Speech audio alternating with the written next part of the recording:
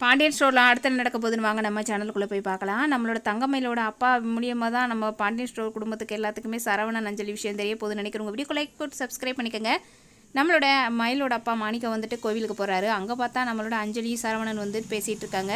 அவங்க கூட படித்த ஃப்ரெண்டு வந்து சொல்லிடுறாரு. அப்போ அவர் வந்து என்ன பேசிகிட்டு இருக்காருன்னா வந்துட்டு, நீங்கள் 2 பேரும் காலேஜ் படித்த காலத்துலேயே லவ் பண்ணீங்க, உங்கள் வீட்டில் யாருமே ஏற்றுக்கல சரவணா. இப்போ வந்துட்டு அதனால தான் உங்கள் வாழ்க்கை 2 பேர் வாழ்க்கை இப்படி ஆயிடுச்சோ என்னமோ, மறுபடியும் 2 பேரும் சேர்ந்து வாழ்ந்தால் நல்லாயிருக்கும் அப்படின்னு வந்து சொல்லிடுறாரு. இதை கேட்டால் நம்ம மயிலோட அப்பாவுக்கு செம்ம ஷாக்கிங்காக இருக்குது.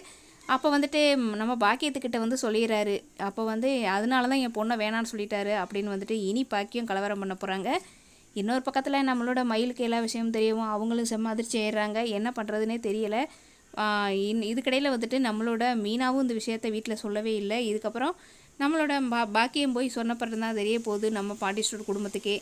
நம்மளோட சரவணனும் அஞ்சலியும் பழகுறது. இதுக்கடையில் வந்துட்டு நான் காலேஜில் பழகினேன்ல அந்த பொண்ணு தாம்மா அப்படின்னு வந்து சொல்ல போகிறாரு. அப்போ இன்னும் நீ அந்த பொண்ணை மறக்கலையா அப்படின்னு வந்துட்டு நம்ம